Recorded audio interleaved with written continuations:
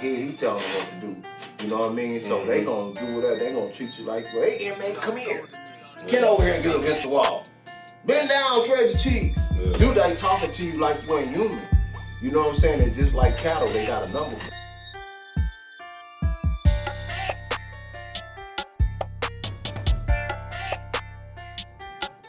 Alright, here we go. Alright, y'all, welcome back to Tapp'd In. I'm Brandon Walton. I'm Corey Wall. And today we got a guest, Jordan. Appreciate you coming through, brother. Appreciate it, man. Oh, yeah. My guy. Right.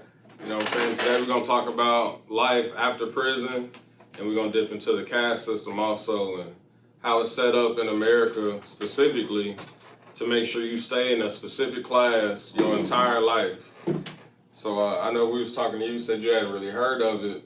Even though you had been in the system, you didn't even know you was in the system. Right. And that's a big thing, I feel like, in America. Most of us don't even know we in the system. Yep. I got a white friend, he always say, you don't know you in the matrix till you get out of the matrix. For real, though.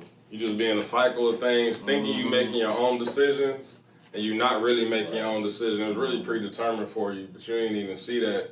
Because that was, 2 years ago when you seen a commercial or something in a book that was already programming you. Right, to think a certain way, to eat a certain thing, to dress a certain way. Right. Like, none of it is really our choice until you unplug from that system. Yeah. But a lot of us locked in, man. A lot of us still locked in.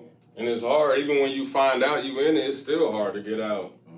You know, how many of us find out, like, our diet is fucked up? And you like, all right, I know what to eat, but I'm gonna still go grab some hot fries. You know what I'm saying? This motherfucking smack. Like, I don't want to get no apple. Like, who walks around eating an apple and celery sticks? You know what I'm saying? For real, though. So it's really about the discipline once you find that knowledge and then exercise the knowledge that you was given. Right. Because if you're given the knowledge and you don't exercise, there was no point you even having it in the first place. Exactly. So, I do got a question for you, though, man. Because I did some time, too, man. You know what I'm saying? But what did you specifically yourself learn from being in prison, man? Like, what was the lesson you got out of that, man? Biggest lesson I got, from being incarcerated is it's not promised. Nothing is promised. Right. You live for today, and today is not even the rest of today is guaranteed. Right.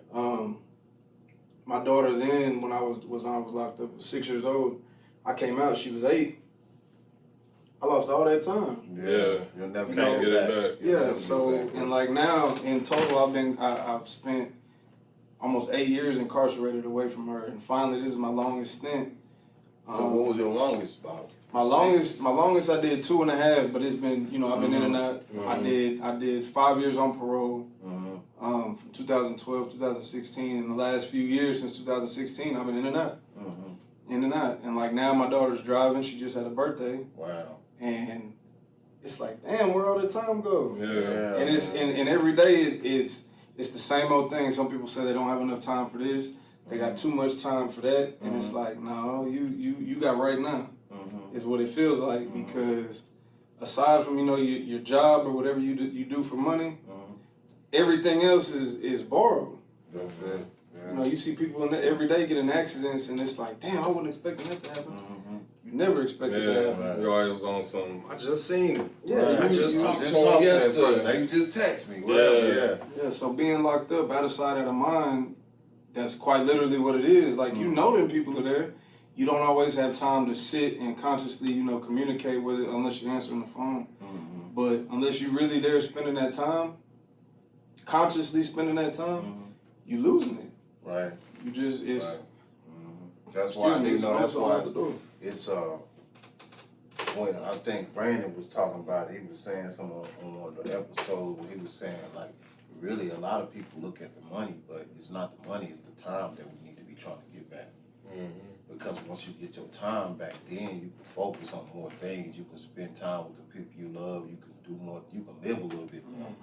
Sometimes we so busy chasing the money so we can live. You know what I'm saying? Yeah. It take us out of actually living. Yeah. That's crazy. You miss, by the time you get the money, life is back there. Your daughter moved out. She in college, graduated. The relationship gone because you was working on the job so much. Right. You let this fall off. Mm-hmm. Now you here with your money, like, man, where everybody went? Now you ain't got nobody. Then like 20, 22 years, you've been grinding, because it take a while. Yeah. Unless you hitting some lottery or some shit like that, you know what I'm saying, on the grind, this shit don't stop. Nah, don't, bro. So the time that you missed, you feel like was the biggest L you took? Oh yeah, because the money spent, I mean, you get 3 hots in the cot. Everybody knows that. Commissary ain't cheap. Phone calls you can't always make. At least back then you couldn't. Right. Now it's a little bit different. Yeah, now Facebook. 6 cents a minute. Yeah, Facebook. Folks got phones while they locked up. But it's like the money you like I said, the money with commissary and spending it on the phone calls, that either comes or goes. It's either you have it or you don't. Your people can send it to you or they can't. Yeah. Or, you know, you do what you have to do while you're in there in order to feed yourself and to take care of yourself. But without, I mean, it's just, the biggest thing is the time. I mean, you lose yourself because you're forced to live in a you know, in a different environment. You're forced to be a different person. Right. Or be your true self and amongst, you know, nothing but men. Yeah. It's eat or be eaten. Yeah. So, you know, when you come back to the world, not only have you missed out, but your mind frame has changed. You think differently, you act differently, you eat differently. I mean, you got your guards up a lot. Yeah, too. When you first come out, like I remember when I first got out, and this the crazy shit is like you guarded a lot because you already know, like, damn man, it's some treacherous motherfuckers out here. You know what I'm saying? Because the thing about being in there is when you in there, you getting the experience of every different type of motherfucking man there is. This nigga cool, this nigga bully, this nigga killer. This, you feel me? You getting every different type of male there is in there, bro. And you getting to see it. So it's teaching you how to move by these people's actions and their characteristics. You know what I'm saying? But when you get out, then when you finally come home, it's like, I don't know if you ever had it, but most people who've been in prison, especially if you've been gone for a while, you kind of have a fear. Like the fear ain't like, it's the fear of like, damn, dog, like it's so different now. I missed out so much, like what's the next step? Your fear is not knowing what's next. Yeah. Like, damn, am I gonna do something to fuck up and go back? I gotta be careful, like, you know what I'm saying? So it's like you're watching yourself the whole time. You're watching yourself more than anybody else, trying to make sure. And then once you get, you know, comfortable, you start balancing out again with your family and all. But at first, you walking around with that fear on you of like, damn, like, am I gonna fuck up again? Or what if I gotta hustle again? Or what if, you know what I'm saying? You're questioning yourself, like, am I strong enough to stay out this time since I've been back and forth so much? Can I do it this time? You know what I'm saying? It's crazy, man. That is. Yeah. Did you, how does that make you feel when you were saying like sometimes your family can send the commissary, sometimes they can't. Sometimes when they can't, you really need something. Like, what's that feeling like and what's your next plan? man, when you in there and you don't have it, there's one or two ways you're gonna get it. Some people thieve for it, and no matter whether you in here or out there, you know there's consequences for that. When the truth comes out as to what happens, or you know you hustle it up. You cut hair if you can cut hair. You drawing. I was writing poetry. I was badass poetry. They was sending to their girls. Like, they was like, I done seen that. write this for me, bro. I done seen that one. Yeah. You know, I tell them, hey, give me such and such, this many soups, and give me whatever. You know, that's how I was grinding. I was just writing poetry. Yeah. You know what I'm saying? They was like, man, I got to send this to my girl. All you got, I said, okay, cool. All you got to do is signature like you drove it. Yeah. They was making it like they was writing it themselves. Easy. I don't care what you money do for with that. it. Just, I got to. Just pay some me. food off of it. Off the while I'm here. You know what I'm saying? You was on the poetry. I was sewing. See? Yeah. Socks, shirts, embroidery on the pants. I can do all that. That's dope, You though. got, you got. It's talent in prison, man. That's where it's all at. Them some of the most resourceful people I ever met. Make pizzas, brownies, cakes. Well, I was making everything. The chef up north. We was making brownies, getting the stuff out the kitchen and using my hot pot, putting stuff at the top of the hot pot. Yeah. Watch it blow up, steam cooking. I'm telling you, man, they was doing, they so creative in there, the way they do shit, the way they light a cigarette with a razor and a wire, or how they take a battery and they get a needle and they make a tattoo gun. Now, these people are so creative and their minds is so on another level, and it make you see like, damn, like talented as we all are, we are on this side of the fence while the other people on the other side. Like it make you wonder why the fuck we on this side and we got all this talent. It's like we tapping into a gift that was already in us while we in here. Why we ain't tapping to it out there? Yeah. If I know how to do tattoos in here and I can be creative, I can do the same thing out there. But we wasn't making those choices at that time. So he was sending us down the wrong path. A lot of people be telling me that's like the first time they really get to focus and find themselves. You do. They didn't even know themselves and they was out here, so they finally had to sit down for 2 to 5 years and just, you know what I'm saying, look at yourself. Right.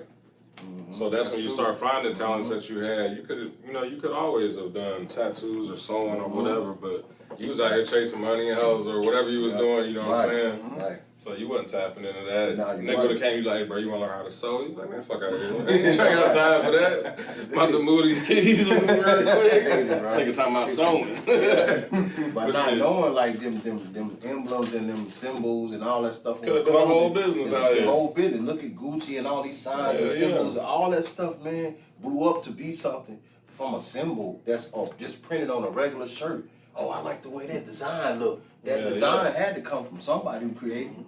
Who's to say that person that's sewing couldn't be the next person that created a badass design? Like, people don't look at it like it just take for one nigga to walk by like, how much you selling them for? You be like, man, I wasn't even really selling them. Right. Shit, I can make you one. What size you wear? Boom. Now you got a business. Go from there. You know LLC it up. He got his own clothing line. That's part of his clothing line right there. Yeah. Check out the hood head. meritocracy. Yeah. You know, it's just basically it's like talent. You know, hood talent. You know, that's what it really represents, because it's a lot of people in the hood that don't know they got meritocracy. You know what I'm saying? They see stuff different. They think they talent is all laced in selling drugs, like the shit we grew up around. Yeah. Like, and it's deeper than that. They got a talent within themselves that they just ain't touched it. You know what I'm saying? So the thing is, and if you look at even if you go and look at all the billionaires, look at the Jay-Z, a billionaire. Yeah. Man, that nigga was a rock star before he got to where he went. Man, he got old pictures of Jay-Z, big ass chains. He was making bread like big bucks before he even went into the rap game. It's a lot of people that came from the streets that made it. Like a lot of the people that you see now that's talented, especially black men, you know, Hispanic men, they got it out the mud, bro. They had to have some type of meritocracy, some type of talent to do it. The doors wasn't open for them. You know what I'm saying? So they gotta see that, you know, there's a door, you just gotta knock on that motherfucker. Yeah. Gotta knock on it.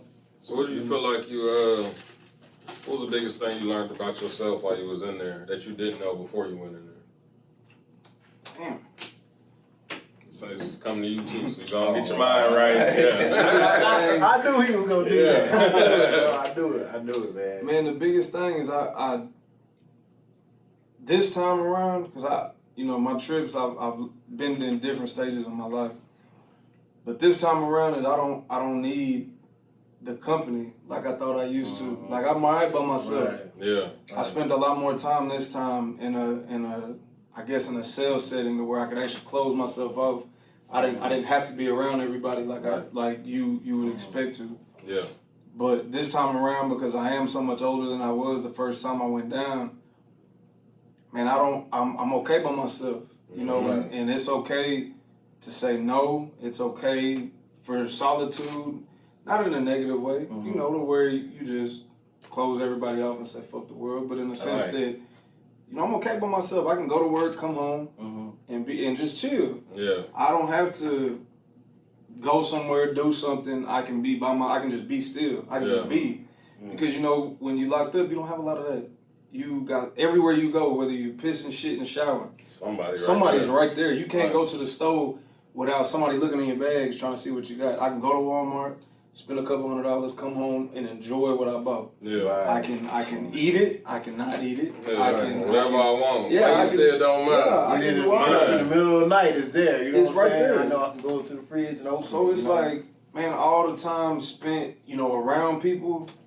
As much of a people person as I am, I'm really not. Yeah, that's how I be feeling. Yeah, I'm really not. Yeah, I be like that too. Like, I got a vibe with you. Yeah. Because I feel like this, we all people's persons if we around people we vibe with. Yeah, that's really it. That's true. What frequency are you on? Yeah, that's what it is, man. Some niggas walking up to you like, damn, I feel like talking this much. Yeah. Hey, how you doing today? Yeah, man. You gotta put that mask on for that time. And I've never been like that, but it's like, you know, coming back to that, what you were talking about, we have to, with the chase, is that what you said? Is that what it's called? The pyramid we was looking at? Caste. System. It's the same thing. Why? Because you up there, I gotta treat you a certain way. I can't just feel like I feel right now. Yeah. Right. I got to either dumb it down if you're not on my level, or I have to you know, peek up and reach up to somewhere I ain't never been before just to act the part. Yeah. That's nice. See, that's what I'm gonna ride off right there, because he said he had the same question for me. The thing I learned, man, was it's okay. Two things, man. I learned that I was strong. You know what I'm saying? I was strong. I was able to endure. Like that's some hard time. That's just hard, dog. How long was you in there? I was in there. I did 2.5 years. I went to state jail. Yeah. That's a transfer unit for the prisons. Like a lot of transfer people go there. They might do 3 to 5 years there, then they go somewhere else. Still the same thing. Prison, same shit. Same shit. All that shit. So, I did 2.5 the first time. Then I went back again. Did 2.5. Of course. In my younger days, I was going to juvenile and shit like that, but I don't really count that time. I count my adult time that I lost. So anyways, it's hard time, bro. So I realized how strong I was, you know, how I was able to get through that, and how I was able to endure through that. And the other thing I realized is okay to be different.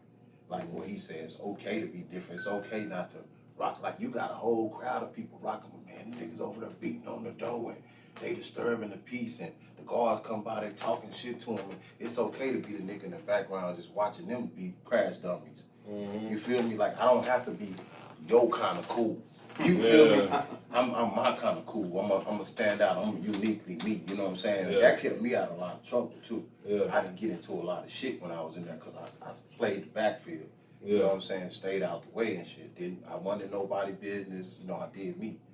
But you know, that's the main thing I learned, man. It's okay to be different, and that's a good thing for the youth to hear, and anybody in the world that feel like they have to be impressing somebody else.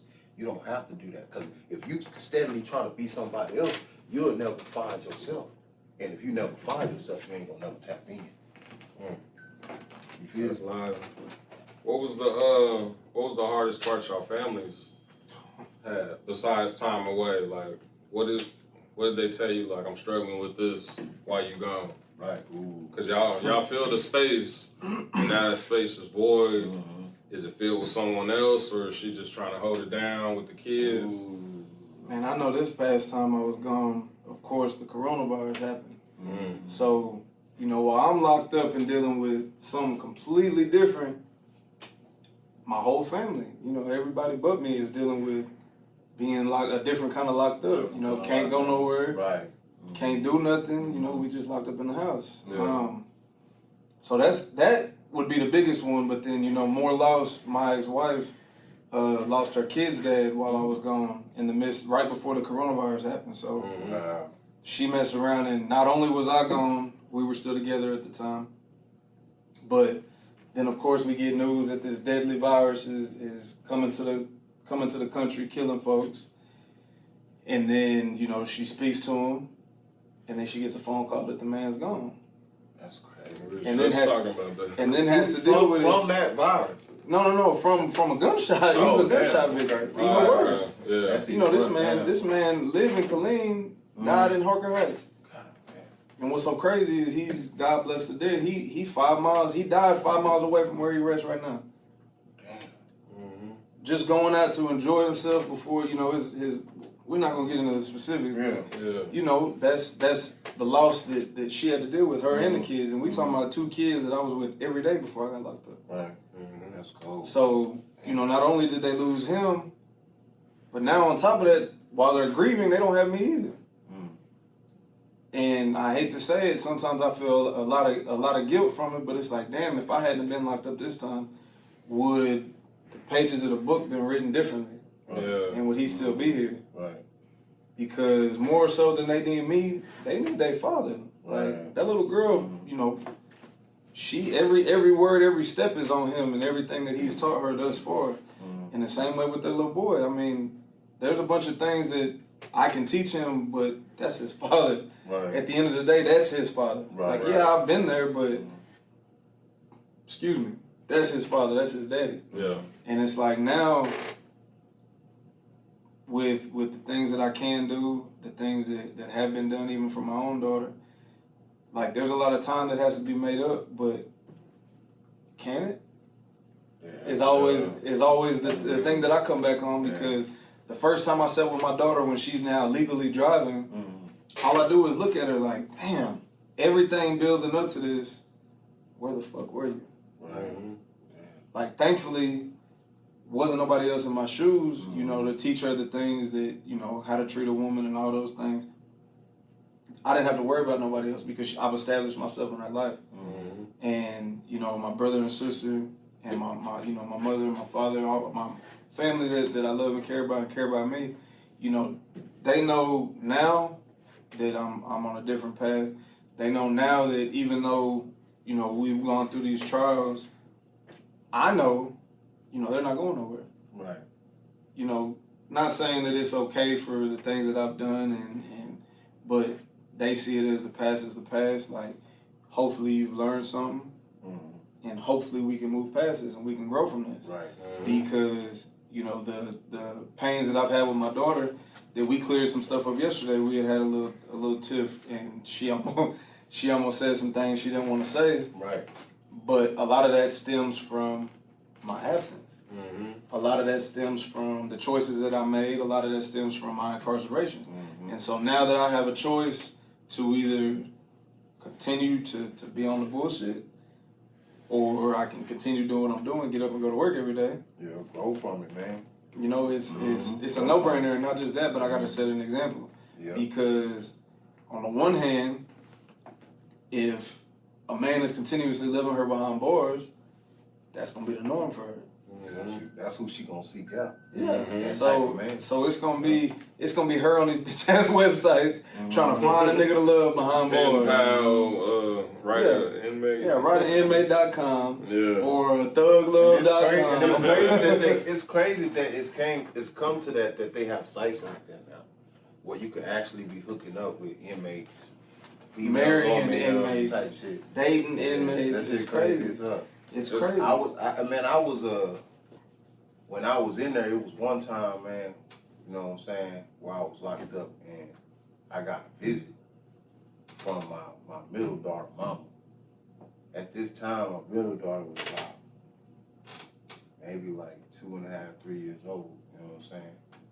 And she came in there, she was talking to me. I wasn't watching the news or nothing like that at the time, so she came in there and I was like, I said, you know, who my daughter, you know? And she was like, she not here right now. She had, you know, with such and such. You know, I just came by myself so I could talk to you. So that shit bringing up memory right now, nigga. Yeah, That shit, I feel it. Oh, that shit hit home. But like, she was like, she said, you know, your daughter got hit by a car, got ran over. So the lady hit her, slid her out of her shoes, ran over her little small body, bro, and tried to keep going, but the people in the neighborhood jumped out in front of her. It was like, nah, you ain't going nowhere. That's She crazy. was trying to leave. She was in the military. You know what I'm saying? And she had blood running down her face. She skipped up her face and all that real bad. You know what I'm saying? But to this day, she thriving, bro. Yeah. You know what I'm saying? She doing her thing. 21, thriving, strong, beautiful girl. You know what I'm saying? But at that time, like I said, she was like 2 years old, bro. And that shit hit me. I was hurt. You know what I'm saying? I even broke out in tears. I was like, damn. Because I felt, the feeling I felt was like what he said earlier. Like, I should have been there. Yeah. But what if I was there? That might have not happened. I might have seen the car coming that her mama didn't see or any, you know what I'm saying? Yeah. Like, I felt it was hitting me hard when she left. Like, that was on my mind the whole time after that visit, man. I was fucked up. I was fucked up behind that one, bro. Because she could have died, bro. Yeah. What if she would have came and told me she died instead of... Right, could have been a different conversation. Yeah, bro. So it was like, you know, and it just made me think, like, we got to value our relationships with our families and our loved ones enough to make decisions that's not going to affect them, too. Because, and I say that because A person could tell you all day, I love you. I love you, baby. You know, you mean the world to me, you and the kids.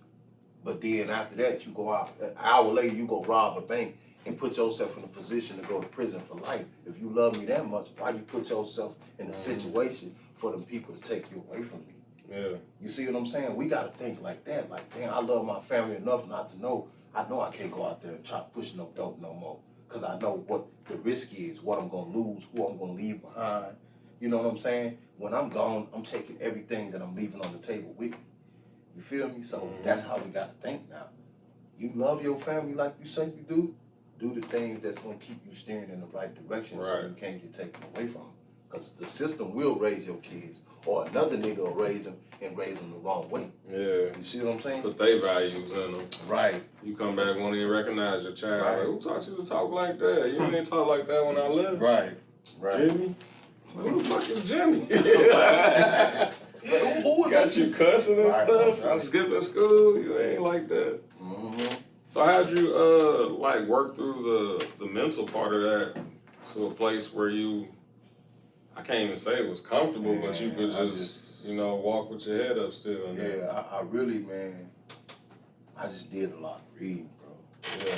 I just did a lot of reading, man. I was reading like a lot. Who's reading like? Reading The Art of War. Yeah. Just different, you know what I'm saying? There you go. Then I was going to some of the Muslims, like, cause I'm always open to like learning other things. So I was one of them type like where I go to Muslims, they had a little thing going on. I go in up in there just to get some free game, cause like, you know, we can't, like I was talking with my son earlier, I said we can't judge a person's spirituality or the direction they going because the energies or powers that be might be tapping into them from a direction of Buddha.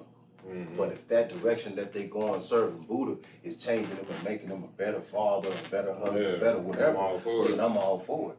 It don't matter what direction you go because we can't judge people like that. We just gotta respect whichever spirituality that they tapped into that's helping them become better people. So at the end of the day, we all right. It's all about what we doing with the wisdom we get. You feel what I'm saying? When you look at all these religious books, I feel like it just, you know what I'm saying, it's just dividing us. Because if you take the core components from each one, whether it's Quran, the Bible, or whatever, they all got the same shit. Don't kill nobody, treat everybody how they treat you. Right. You know what I'm saying? Probably worship one God. Yeah, everything's structured with the same pillars pretty much. It's just different names and languages. You see what I'm saying? Right. So to me, it's not so much about what your religion is like, what are you like physically doing for your family, for your community. Right. You could be atheist, but you might be giving back to the kids. Yep. You might be doing free haircuts, free shoes, put some money up here for the bake sale. I'm like, shit, he don't believe in God, but he seems like a solid, you know what I'm saying? Because there's people that go to church every Sunday and Wednesday and don't do shit. For real. Don't get back to people. Don't even go out and talk to them other than when they come to their church house. So when they lead with the Christian thing, that's like, I'm like, what do you do though? Yeah. Like not what you are isn't a title. When I ask like, who are you? I mean like, what do you do? Right. What are you bringing to the table? Not, I'm a Christian.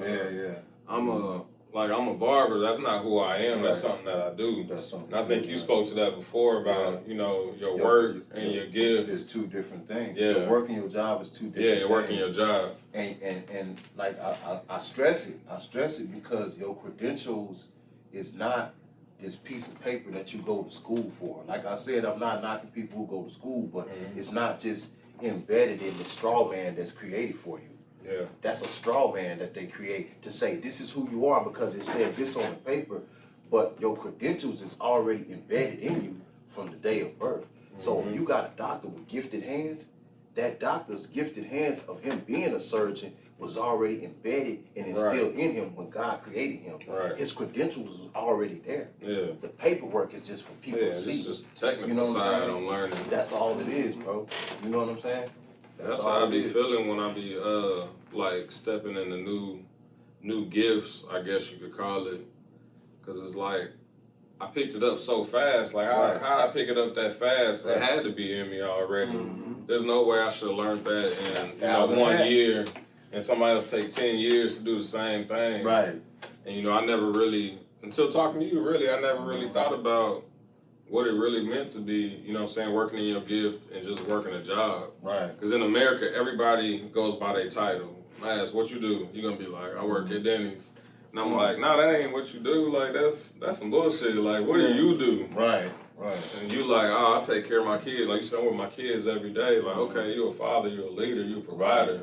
That's who you are. That's who Denny's you are. come and go. They can shut down tomorrow. But you're a hustler. Yeah. So you're gonna be right on something, you know what I'm saying, the next day. Right. So that's the type of people I try to surround myself with, you know what I'm saying, hustlers, providers. If you ain't on that type of time, then I don't need you around me. Right, real shit. Because my thing is this. People could take away what you are when you say what you are as far as like what your job is and all that, but they can't take away who you are. Right. You know what I'm saying? That's two different things. When I come on your job, I brought life to that job. Oh, I got a position for you. We're paying this much, but that position ain't shit but just dead air until I come and bring my gift to that and make it something. You see what I'm saying? So the credentials coming with me. If you fire me, my credentials leaving with me. That piece of paper don't mean nothing at that point. It don't mean nothing. It's just Yeah. I like But I do got a question though, man.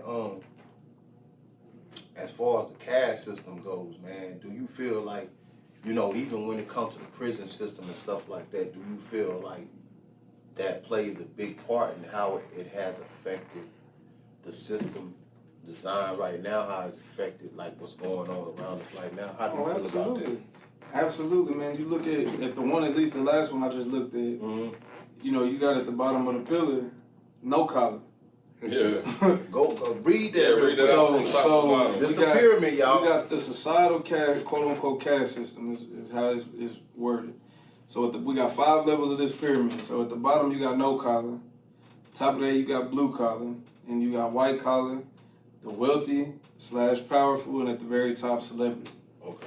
So in terms of incarceration, I mean, if you look, just I guess we could say our good old great state, you know, you got damn near more prisons than you do high schools. Yeah. Just in the state of Texas. You know, actually we have, do, honestly. Yeah. we have 100 plus TDC facilities in this state that houses, you know, I'm not gonna give it a number, but when you look at I guess you would say the per capita to the people that are actually locked up, you take those people, and I'm only saying this because I've seen the almanacs, I've seen the numbers where they say X amount of people are locked up. Okay, you take our state population, you take per capita the people who quote unquote live in poverty, which poverty is less than $60,000 a year per income on a household. Okay. And now you take these people who are quote unquote no collar. How many of those people are now incarcerated because they don't have that collar on to where they can live how they need to live? That's what I want to get. That's part of that domino effect of the caste system, because you got to think about it like this, man. You got a person that really do want to do right. You go to prison, you get out. They hold that against you. They tell you did your time, but actually they double jeopardy you every time. You still because serving. you get out, you still serving. You still suffering for something you already paid the price for. Yeah. So now that you out and you trying to find a good job, they hold it. Oh, you got a felony. We can't hire you. This and this. So now, damn. At the same time, you trying to figure everything out. Your parole officer on your ass. Man, you gotta hurry up and get a job. They putting pressure on you. Your girlfriend or your wife or whatever, she having arguments with you because you ain't got your shit together fast enough. You want your kids to be okay. The baby crying because they ain't got no diapers. Man, fuck this. I'm finna go rob you, nigga. You gotta go to what you know. I'm finna go sell me It's some the dope. fastest way I know to get the bread. You feel what I'm saying? And it's crazy because it's like, then you got the white person call, oh my God, someone's breaking in my house. Yeah. They in the white collar neighborhood or blue collar, or they living good life, and then you got somebody from the neighborhood over here who ain't got nothing coming to your neighborhood to rob you.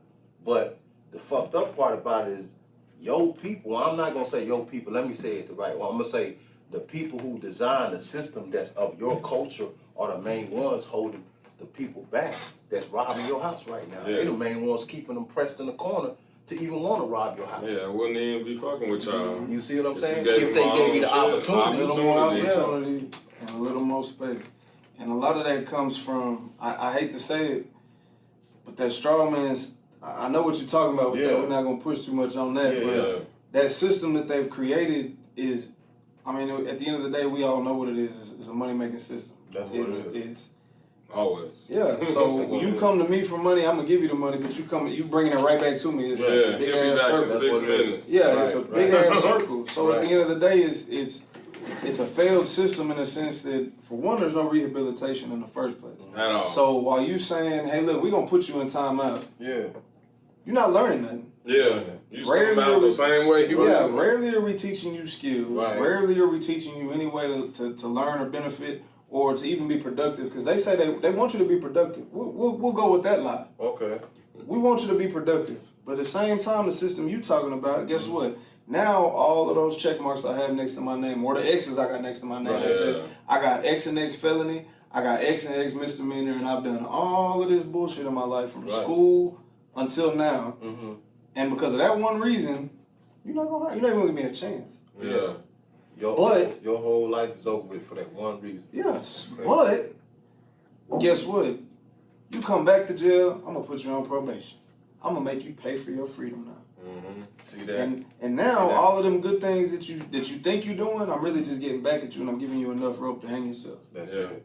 That's it. Because you're still under my thumb, you still giving me money, I'm still in your pockets. You thought commissary was expensive. No. We're gonna make your freedom even more expensive. We're gonna make you pay for the court costs, everything. Everything. We basically not finna pay for shit. And don't get nobody representing you that's from the court system. Oh, because they working with them. Yeah, all the defendants. Which they know you gonna get because we can't usually afford You can't afford it, yeah. Who going to jail and they, I got an attorney, $10,000 retainer. We'll Ain't give you a nobody plea got that bargain. ready. We'll give you a plea bargain. When you plea bargain out, bro, 9 times, most of their convictions is through plea bargains. Yeah.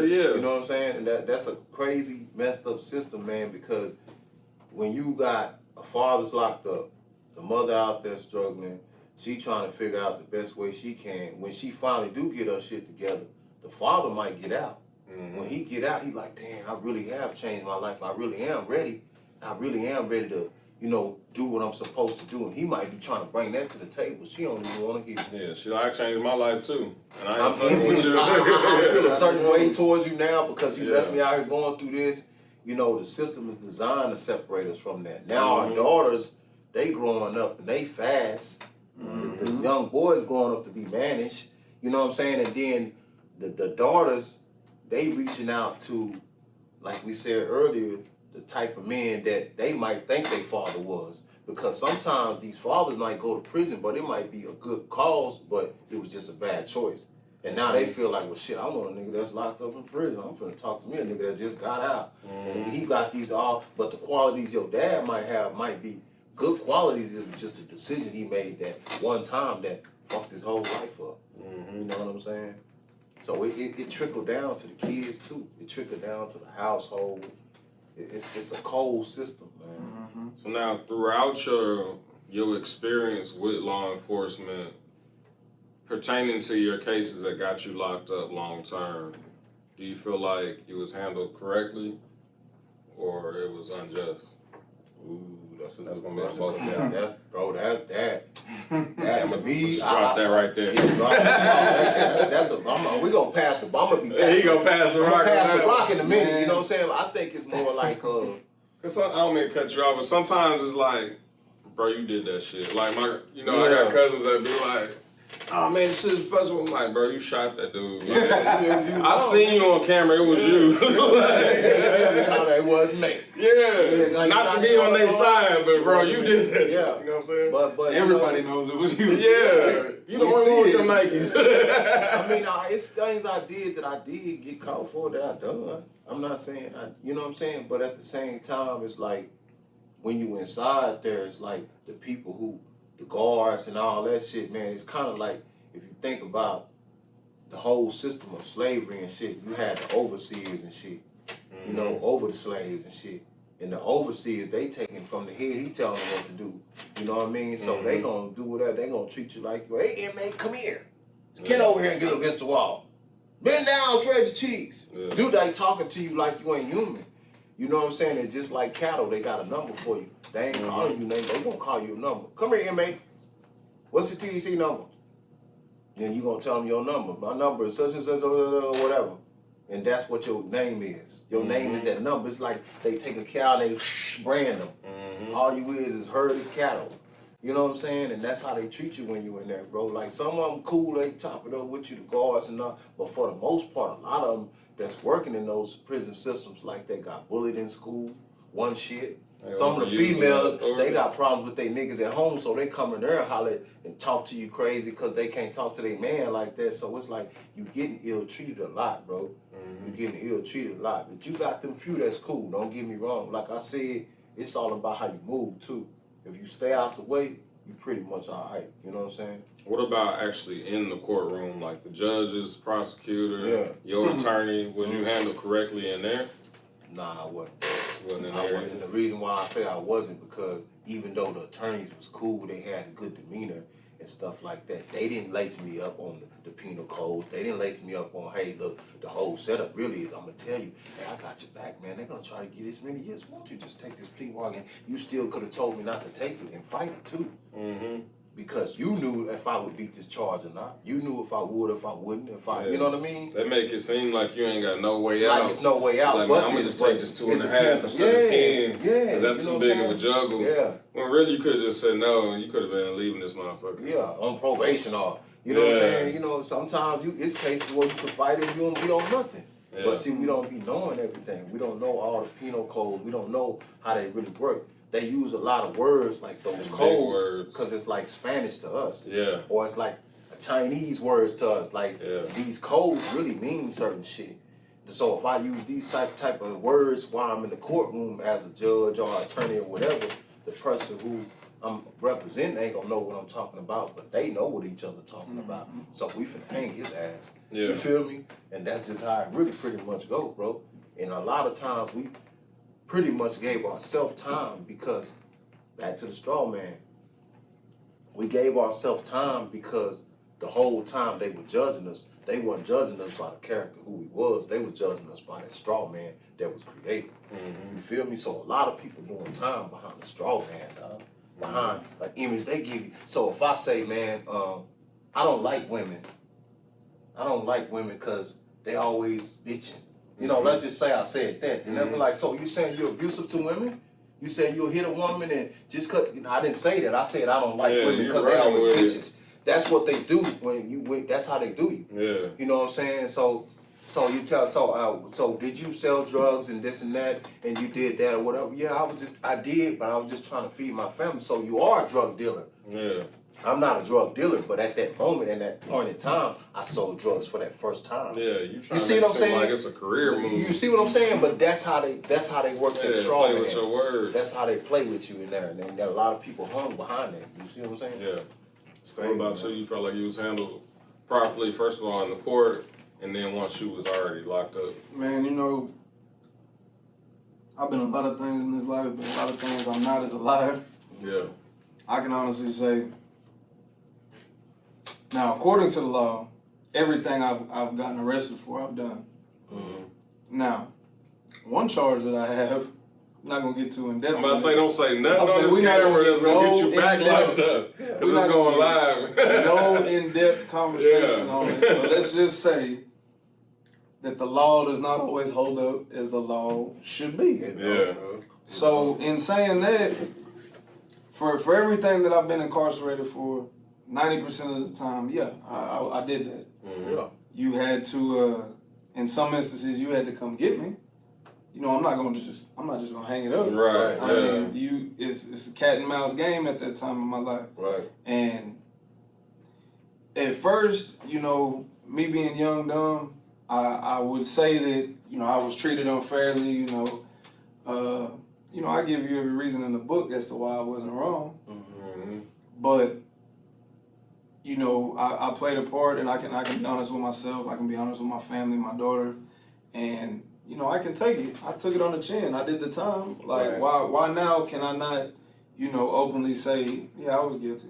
And that's how I feel. Like I said earlier, I feel the same way. I know what I did. I did that. Yeah. But when I say unfairly, I say unfairly as far as like not being laced up the right way. Yeah, no. You know what I'm saying? Yeah, we never sit in a especially then, you know, 10 to 15, almost 20 years ago in some cases, I would say that we were very ignorant in what we were going through sitting in the jail cells because we don't know. You don't have access to the law.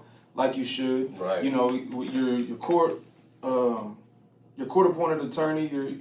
He's supposed to visit you, and he's supposed to lace you up on. Yeah. You can fire his ass too. Yeah. He's supposed to be the one that's your connection between them jail cells and the courtroom. Bro. He is supposed to do what he's supposed to do and give you X amount of hours per week, per month, per year. Mm-hmm. And not all the time are you guaranteed that. Shit, a lot of times, man, you be waiting forever for them to come back. Yeah. You be like, God damn. And then you got to think about, even with the caste system, if we get into that side of it, the way it trickled down, it's even fucked up for the lawyers and shit. Because there might be one lawyer and they might give him 150 people he got to deal with. And he still got to deal with his own life, still read each case, try to get this person here. That's why a lot of times they come in there and they try to hurry up and get you. Just plead out. That's why they trying to get rid of you, because they trying to make their schedule and get their time back too. There's a lot going on. Trying to make their lives a little easier. The domino effects from it all, bro, it's a full circle, man. Domino right there. It's a full circle, bro. Oh, yeah.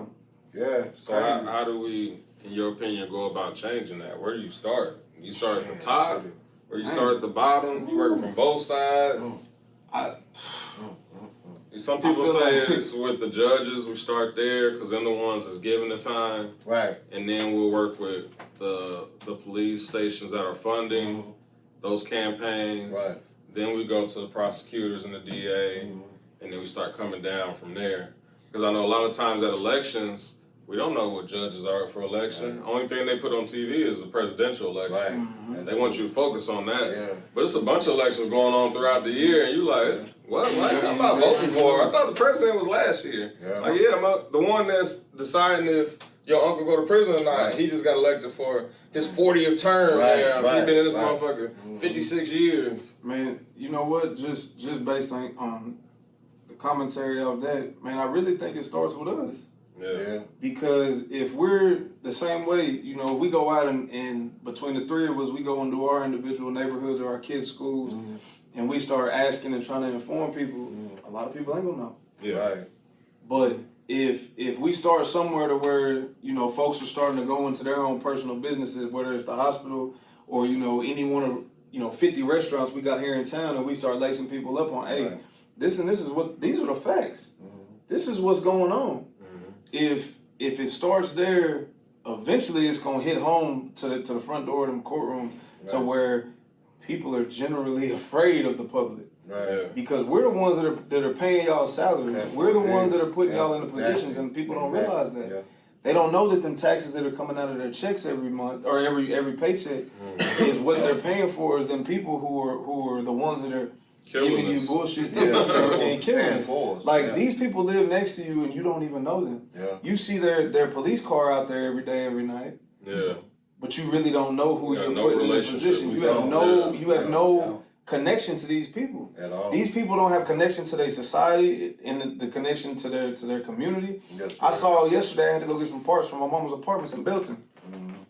Belton officer and a TPZ officer both came in, to check their mail. Right. Off muscle, I'm on guard. Yeah. I don't.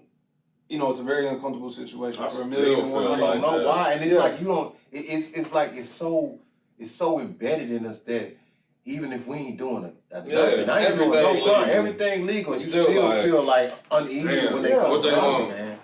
Shit. Man, what I do? You checking your clothes? Yeah, like weed. Am I good? What? Right. And and what's so crazy, man, because I saw this same woman in the midst of me taking these parts from this little building, unboxing them, putting them in my car. Right. Saw her in plain clothes and didn't think nothing of it. She walking her dog. 30 minutes later, I go inside, I talk to my little sister. Excuse me, we get everything straight with the orders. I come back out, I'm in this in their little front office at the apartment complex. I'm getting in the little mailroom thing. Same woman. Yeah. Belton Blues come in, and I'm looking at her like, you a whole different person now. Yeah. And it shouldn't be like that. Right. Like, yeah, I know you have a quote unquote job to do. I understand that. But who's to say that same person I just saw didn't just change with that change of power that you just put them clothes on? That's the crazy part. It's like they transform. So and put that belt on. Yeah, as soon as that badge gets put on your chest, you're a completely different person. And I even told my mama, I said, man, how many laws y'all got staying over here? Yeah. And she didn't understand why I was asking, but then when I told her, like, Mama, y'all are in a gated community, I understand there's people, you know, that can and can't come in here, but if you were a young, dumb teenager like I was, and you want to go get in the hot tub late at night, or you one of these damn fools who ain't got no money and they jump in the fence and now they popping car doors trying to see who's in there. Right.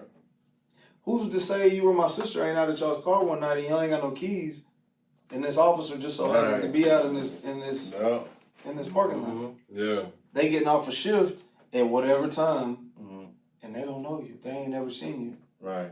But you've been here X amount of time. Yeah. And now something happens, and she's finally starting to see what I'm talking about, and I'm like, Mama, you, like, I really need, like, as much as you know, my mom's from Detroit. She, you know, it's the same situation. It's a similar situation when it comes to the police with her. So I'm like, Mama, as much as it's gonna pain you, I'm gonna need you to become acquainted with your neighbors. Yeah. Especially the ones that have that power, because I don't want y'all to be a statistic. I don't want to be afraid, you know, worrying about late at night. Damn, is my mom like I take care of me, but I'm worried about y'all. I can't be up under y'all all the time. That's deep. And so going further from that, like we put these people in the positions to make the decisions to hire these people that are now quote unquote patrolling our streets, killing us, pulling us over on, you know, road infractions and doing X, Y, and Z. But guess what? What about the people that hired those people? We don't know them. I don't even know who the police chief is right now. I ain't seen him. They ain't done the Toys for Tots in I don't know how long in Temple. For real. I remember they used to do them a lot. All the time they used to have the little thing for Christmas. All that. I don't remember the last time I seen that. Yeah. Or they done had at the parade, you know, the meet or whoever, or to do whatever. I don't remember the last time they done that. Yeah. They done got away from being themselves because they're what? They're too busy to do what? Their jobs? That's crazy. And that shit could get bad even for you. Let's say the cop is called to somebody, you know, breaking in a car in your mom's community. It's a black guy. You know, for them, they don't give a fuck which black guy. It's any black guy. Right. You just be going to visit your mom. You show up. Hey, get on the ground. You like, damn, I just came to bring my mom flowers. Damn. That's simple because your mom doesn't have a relationship with the cop. If she did, maybe she introduced you to a friend. This is my son. He come by and bring me food every day. And the cop sees you like, okay. So now when I see him, I know, all right, it probably ain't him. You know, it's just that simple. Like you said, you got to know your neighbors. And right now, nobody knows their neighbors. I don't know my neighbors. Everybody come by, it's hey, what's going on? Respectful. In the house. Work. Home. Yeah, that's real though. Maybe if you leave an Amazon box, that's the most, you know, interaction. That's the longest interaction. You go, hey, they dropped something off on your front porch. But that's all. I've been watching it all day. That's all part of the way that this it's been disrupted with the system. Yeah. It's disrupted, man, because you gotta think back then. Neighbors spoke to each other. Neighbors would be chilling out, drinking beers together, and sitting in the yard. Things, you know, hey, you got some sugar? Yeah, I got some sugar. Let me want some milk though. You know what I'm saying? Like you can't even do that. Knock on people's door no more. Like the lady, this was years ago. Remember, her car broke down and she went to ask because she needed a gas can or some help, and dude blew her away. You know, you know what I'm saying? I can't remember what. I can't remember. Nah, it wasn't. I can't remember where it was at. You know what I'm saying? I can't even remember the whole full spectrum. It's so much people done died in the law's hands, bro. It's like it's hard to keep up with the story. Yeah, because it's a new one every day. When we leave here, it'll be a new one. You know what I mean? When people ask me, I'm like, which one was that? Was that Illinois? No, it was Ohio, or was that Florida? Right. You don't even be know because it's crazy. But it's like it's crazy the fact that we can't even approach people no more without people feeling uncomfortable because the way the system is designed to make everybody look like monsters. You know what I'm saying? So if a black guy approaches a white woman, hey, how you doing today, man? You know what I'm saying? You coming up to talk to her. I'm good, thank you. Oh, no, what do you want? What do you know what I mean? Oh, man, I was just coming to give you a flyer and tell you can come to my church. Yeah. Or anything, you know what I'm saying? You dropped your wallet is what I was going to say. Like, it's set up in a way to where everybody is just like against each other and everybody closed off away from each other. And the fact that they trying to keep us closed off away from each other, like how they did COVID and all that different stuff like that, they trying to make it where people are not socializing anymore. And the fact that people don't socialize anymore, we get comfortable in that state and we don't want to know nobody. Yeah. And that's an issue too, because what if I need you one day? Yeah. You know what I'm saying? What if it's a situation where I need you?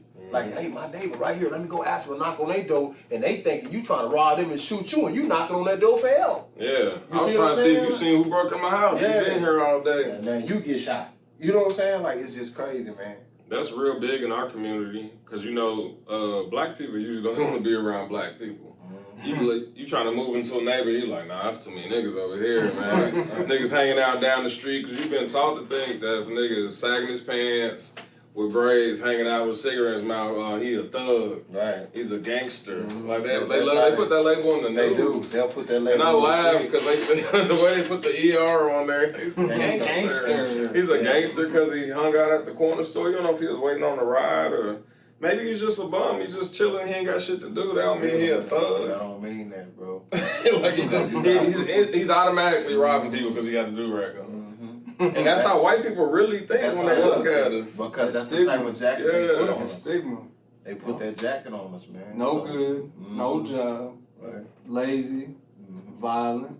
All of that. Aggressive. All that. Loud, ignorant. Like that's every race though. That's the crazy part. Everybody has it. That's why I always tell people like, nigger. You know what I'm saying? We not talking nigga like what's on my nigga. I'm talking about nigger. Yeah. Nigger is not a color, it's an action. Because anybody can be ignorant. Anybody could act a damn fool at any time, could be out of character. It's really not connected to your color, it's connected to your actions. Mm-hmm. You know what I'm saying? Because I can be more civilized than the white man over here who calling me a nigga for just being civilized. Yeah. You feel me? It's pissing Vice him versa, you know? It's pissing him off off because I'm carrying myself. How you think you should. You see what I'm saying? So who being a nigga Now at you're that an uppity time? nigga. Yeah. You see what I'm saying? Look at him with his khakis on. Right. Those are our khakis. Something wrong with him. He ain't even creased them. It's real shit, though. It's crazy that you say that because, as much as I work with the public, being I work at Denny's, I deal with all different kinds of people all day. I done worked in 5, now the 5th Denny's location I've been at. And now, being off if you know anything about Austin, I'm off St. John's. Man, I'm in Dope City. Yeah. Rumburg is 1 exit up. Oh, Yep. And I'm right on the north side of Austin, Texas, man. Yeah. And you see a bunch of Hispanics come in, but you see a bunch of black folks and you see a bunch of white folks come in. Right. So, just an example, quick story. Guy comes in, he's upset with his food. This is the only customer I've dealt with in almost 2 weeks that has been, real irate and just real ignorant. Come in, he's upset with his breakfast. His server was new, fairly new. She's only been there a week longer than I've been in that store. Excuse me. And he was upset that his eggs was wrong. No big deal. We can fix them, man. We got eggs for days back there. We got you. We got you. How do you want your eggs, sir? No, fuck that. Fuck this. I don't give a fuck. This, that. Sir. Wow, over eggs. Over some eggs, bro. 10 minutes, I had you right. Look, the boy up. That's it. That's it. So, now keep in mind, I am the darkest member of the staff at this Denny's. I'm the only manager that's black. I'm the only black male. No, I lied. There's 2 females. Well, now one. One just got fired. But I'm the only black male that works at this location. Right. On the north side of Austin. Okay. So I don't know if, he expected me to get stupid with him. Match his energy, so to speak. Right. Or if he expected me to do what I did. Which was, look at him like I would any customer that's acting a donkey. Like, man, we're talking about food. Right. Yeah. We're talking, like, it's easy. I can go get you another burger made, sir. Yeah. I can go get you, another fish made, sir, ma'am. I can throw your steak on the grill longer if it's undercooked. Yeah. Or I can get you a new one if it's overcooked. Can all be fixed. Yeah, I can do all this. That's too easy. And I tell people a lot, especially the servers that the new people coming in. And I try and tell, I'm telling everybody now, I'm telling y'all. When you look at like that guy, and my GM, I don't know if he wasn't expecting this out of me because, the man just met me. He's only known me less than a month. Yeah. So I guess he's looking at me like, damn, you handled yourself so well. Right. How the fuck else am I supposed to handle myself? Right. This is my job. Yeah, like a nigga. And so I tell folks, whether you decide to get loud with me or I decide to get loud with you, guess what? At the end of the day, whatever that is causing that is gonna stay just like that. Yeah. If I decide to lash out at you because you get mad at me, guess what? We both dumb as hell because none of this is gonna matter in the next 5 to 10 minutes. Right. Yeah. You know what I'm saying? Right, yeah. So if you come up to me or you go up to Walmart and you acting an ass, guess what? That person's day not gonna change if they got a decent mindset. Right. Because I know I go in there every day like, man, I ain't about to let shit bother me. Right. Yeah. I'm not about to let nobody fuck my day up. Right. Yes, I'm tired as hell, but guess what? We gonna get through this. And as soon as I walk in the door, I save face. I put a smile on my face. Hi, how you doing? Hola, ¿cómo estás? Yeah. To everybody. Yeah. Right. And when that one customer decides to come and act a donkey, guess what? I can do one or two things. I can act an ass, or I can do what I normally do and just let you vent and realize how stupid you are when you see all these people looking at you arguing over some punk ass eggs. Yeah.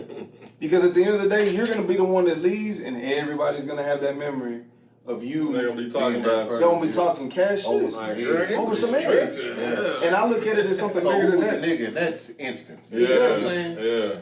Ignorant, the key word in the It Urban was a white Dictionary. Yeah. The key word in the Urban Dictionary that you gonna find when you look up the word nigga, one of the key words you want to key in on is the word ignorant. And that word right there is gonna cover everything else. You know what I'm saying?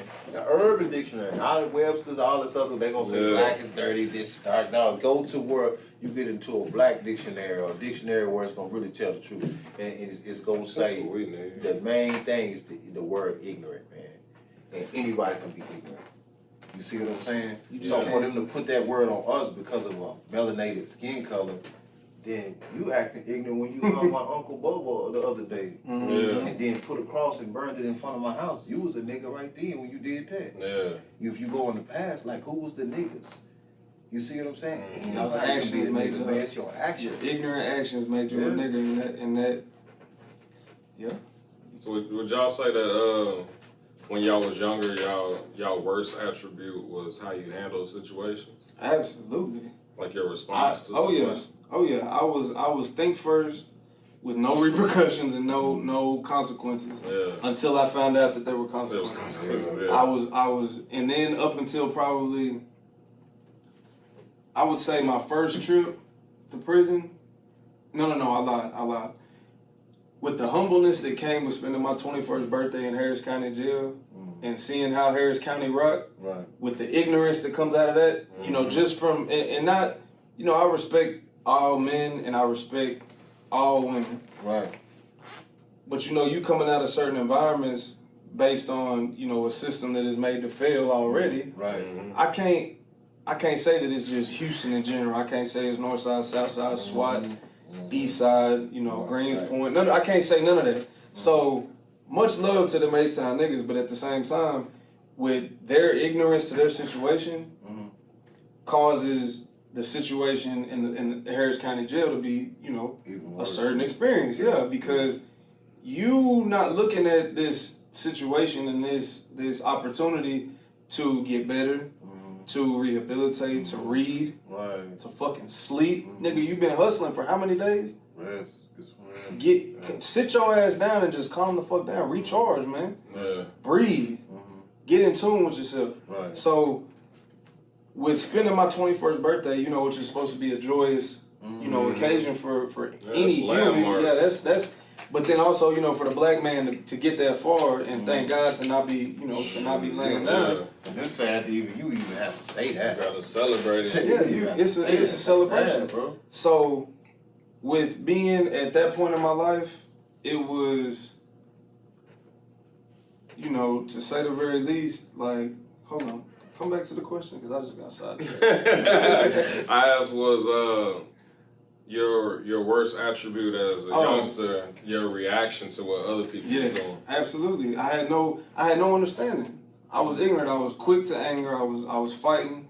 I didn't. You look at me crazy, and it's game step on. my shoes. Yeah, anything. I was on all that shit too, Anything. especially shoes. Yeah, That it my was thing. I'm big any shoe kind of and any all that. sign of Just disrespect. ignorant shit Dumb that we shit. really shouldn't even be Like fighting I over. can't wash it when I get home. Yeah, any sign of disrespect back then, and I didn't care who it was.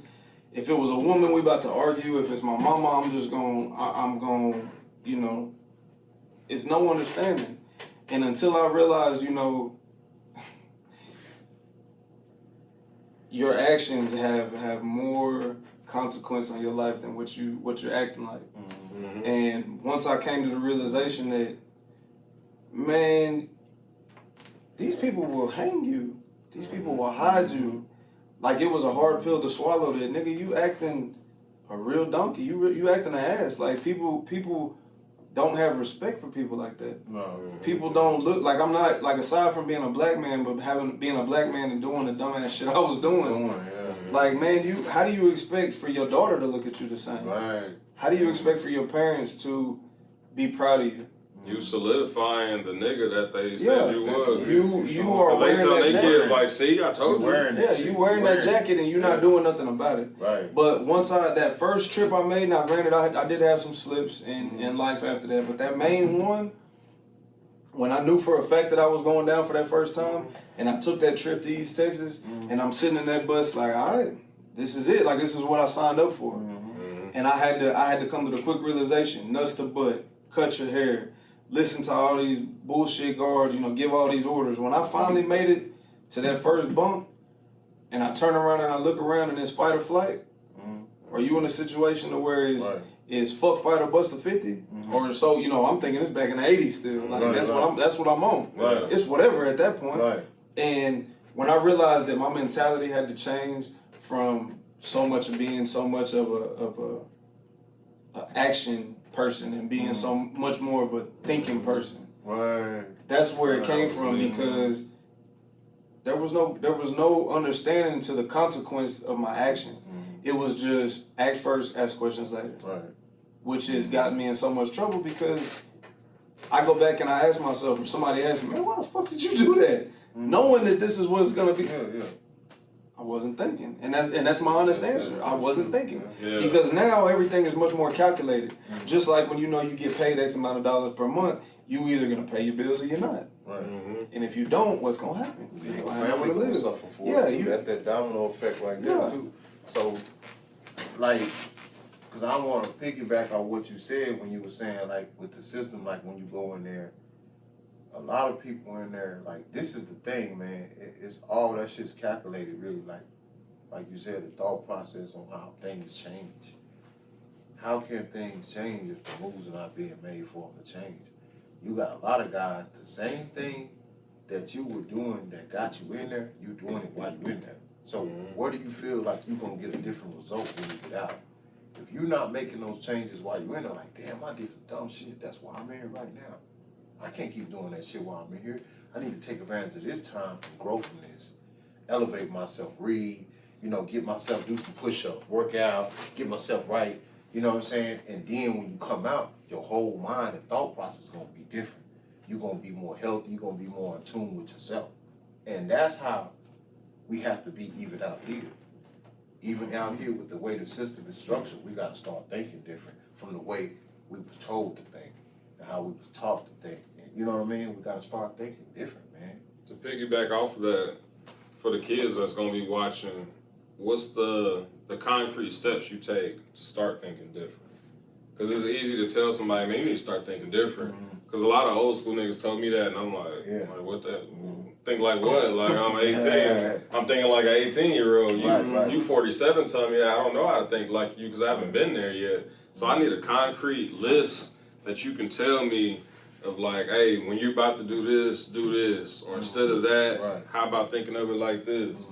Like, what would you give, like, 3 tips you I'm could? going to say this, man. Like, just say with the job field, yeah, you're going to have that temptation where you might feel like you want to go sell drugs because you can make money so much faster. But it's so much time. If you get caught up, you'll do so much time and you'll look back on that and you'll lose everything behind that one decision.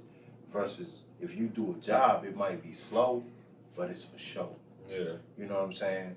And from that point, you work your way up until you can get your time back. You put yourself in an independent position to where you can create something from your own space and you can be your own boss. You know what I'm saying? You go from there. when it comes to you gotta change your friends. Sometimes you gotta change. You're gonna lose There you people. go. That's a big Sometimes you're gonna lose people. Sometimes Family. you're gonna lose people according to the decisions you make in your character. Your character changes. Some people gonna feel like you not cool anymore. Yeah, You know fake. what they say is cool. Yeah. You know what I'm saying? You done switched up, but it's not really the fact that you changing in a way of being weak. You changing in a way of being smart. You see what I'm saying? Because you got some smart school niggas that's some killers that'll crack your neck, but they just chose to go a different direction. Don't put that jacket on. I gotta be out here in the streets shooting guns and gang banging and all that to be considered a man, because that's really not the format of what a man is. That's just what we were told a man was. So we held to that. So they got to get away from that as well. Man, I had an OG in college. Nigga was like, he pulled me aside on some real shit. Shit changed my mind forever. Right. He was like, hey man, I see what you be doing and shit, you know what I'm saying? How you moving and shit, that shit cool, but ain't no gangsters in college. That nigga walked off. I was like, fuck you mean? Like, I followed him back, like, what you mean? He's like, you can't be a gangster and in college, they don't even mix. Like, which one you gonna do? You straddling right here, like you kinda there, but you trying to go here a little bit, but you still got your foot here. And that's what he kinda left me with. And I went home and thought about that shit. And that's when I decided to join the Army after that conversation. Right. I was like, I gotta leave all this shit alone. My dad was in my ear all the time, like, you end up there or you end up in prison. So that Showing up. conversation gave you a little bit more balance. Yeah, I never heard that before. That- It was so many niggas. Because, you know, when you get to college, I don't know if y'all been to, like, college or, like, a big school.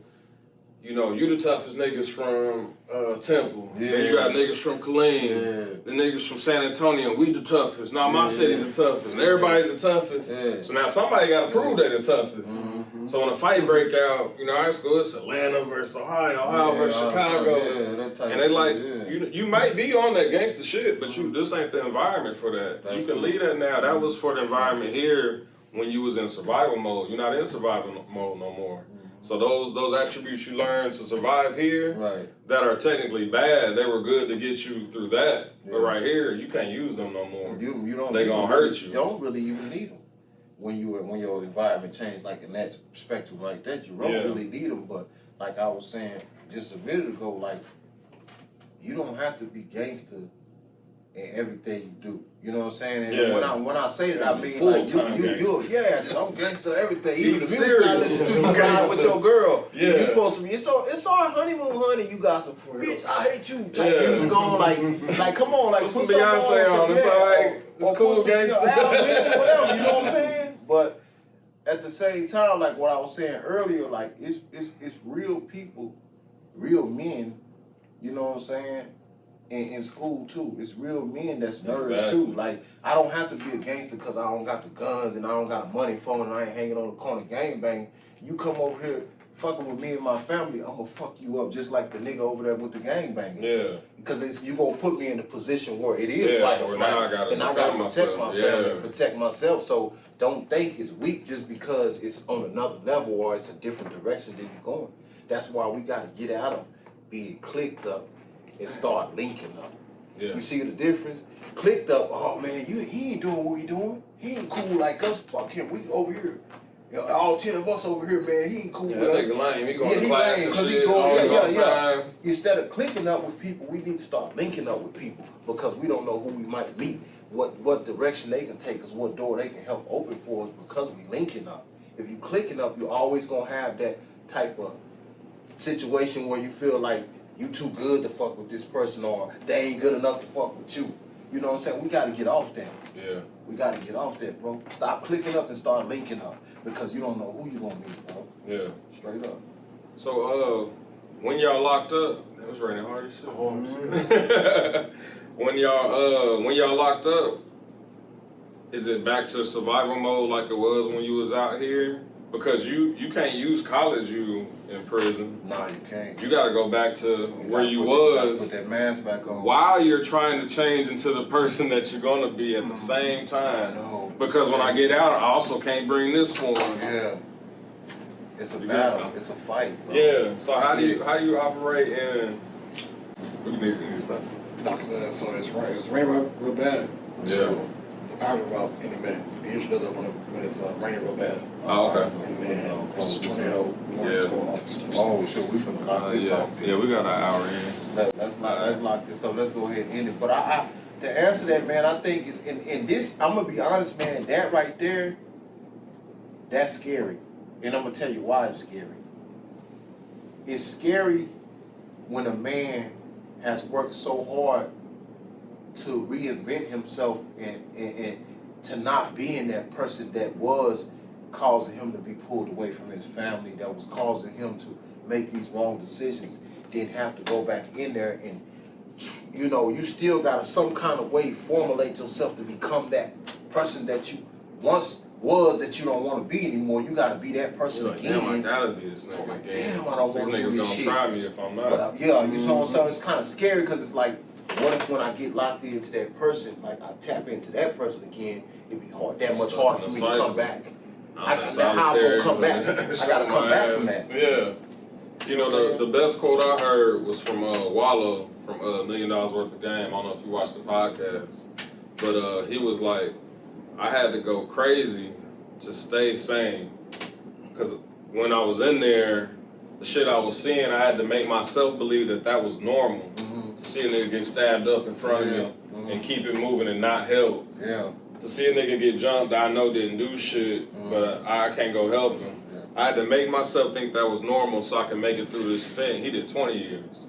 And then get out and switch it to where now that's not normal again. Now I need to act normal out here because they're already looking at me. Yeah. You know, you serve 20, but you're still serving when you get out because now you're a felon. Yeah. You didn't, you know, you got the stigma on you. Ain't But nobody fucking you with see you. why I said that? Yeah. Because it's like you're afraid of like what you have to read. The person you reinvented yourself to be for your family, you molded yourself to do this according to your situation with your kids, your family, and to live a better life, then have to go in there and change that. You kind of have that fear because it's like, what if when I tap back into this motherfucker that I used to be, I can't come. What if I don't come back from that? What if this be the time where I just don't come back from that person ever again, and when I get out, I don't even know how to talk to my wife no more, or my kids, or you know what I'm saying? Yeah. It's crazy. So it's like you do the best you can, like to even stay from behind them motherfucking walls. Yeah, that's the key. You know what I'm saying? Just to wrap it up, is there anything you want to leave the kids with, some advice or something for them to, you know, keep them out of prison? Man, you ain't never gotta be too cool. Like you said, man, you be yourself, stay to yourself, watch, listen. Some old school told me when I was down there, OG, super OG. Right. He said, man, believe half of what you see and none of what you hear. My dad used to say that all the time. Read people's actions. Don't worry about nothing they telling you. Because at the end of the day, pair of lips will tell you anything. Yeah. Pair of lips will tell you anything. A man's actions, a man's intentions will come out through his actions. And that's real. That's some real shit. You got anything you want to leave them with, Corey? Look, Mouth for the South? Mouth for the South, you know what I'm saying? Drop a jewel on them real quick. Corey can drop some deep Prison. shit. This is the thing, y'all. In order for y'all to stop getting locked up inside these people prisons, you have to free yourself from your own mind. We're gonna wrap it up right there on that. See? I told you. That nigga be having them jewels, you gonna go home and think about that shit. Like, God damn. That nigga meant by what by that shit. I'm about to rewind that shit real quick. That's real though. Hey man, we appreciate y'all tapping in. We definitely appreciate you coming through, my guy. Well, thank you, bro. Sharing your story and getting personal with it and you know, dropping them jewels from a perspective of somebody that's been in it, not somebody that's just talking about it. Right. And that's kind of why I was like questioning y'all, because I never been to prison. I've been to jail, but I never been to prison. Right. So I don't want to be up here talking like I know what it's like in there. Right. When all I know is from stories I've heard from my partner. I got plenty of partners in there. Right. But I want to hear from people that was in there and lived it. And you know, But I that's appreciate good that y'all you giving didn't your go. story. That's good you didn't go. 'Cause Yeah, I made if I it out. could change some things, I wouldn't have, bro. I wouldn't have went. I would have did some things different. I would have thought different. But you know, it's all about state of mind.